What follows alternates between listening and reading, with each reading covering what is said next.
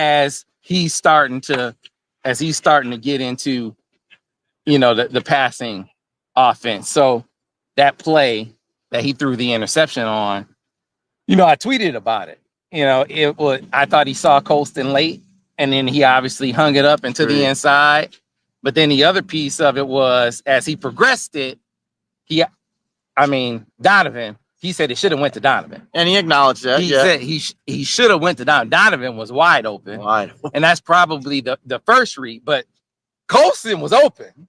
They were both open. They were both open on the play. So he wasn't wrong to go to Colston, but he saw probably Colston a bit late, and then he threw him inside instead of, when you see him leading them down the field and away from the defender, that's probably a touchdown too. So reps.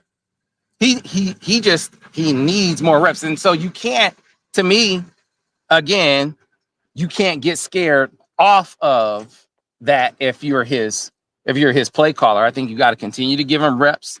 You got to remember that this is still his second game. I'm not going to broken record it and say, if this had been, I guess I am broken record. I guess I am not a broken record.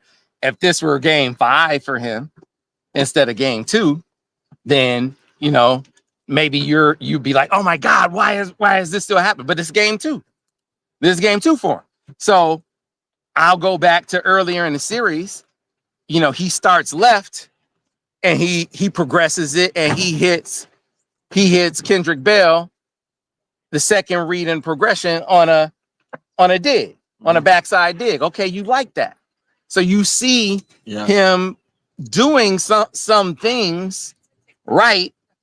You would like to see more, but then you realize, man, you haven't done a whole lot of it with him. So you got to keep giving him more, keep putting more on his plate, keep giving him some more reps to try to grow it enough. So as you get deeper into the season against better teams, that you'll have more on his plate that you can use that will help you beat some of the better teams on your schedule. And I'd also like to add, I don't want to just, obviously there's the plays, we're going to remember the missed opportunities, but there was also plays where he did make some plays on field. He also had a receiver, Bell, drop the pass.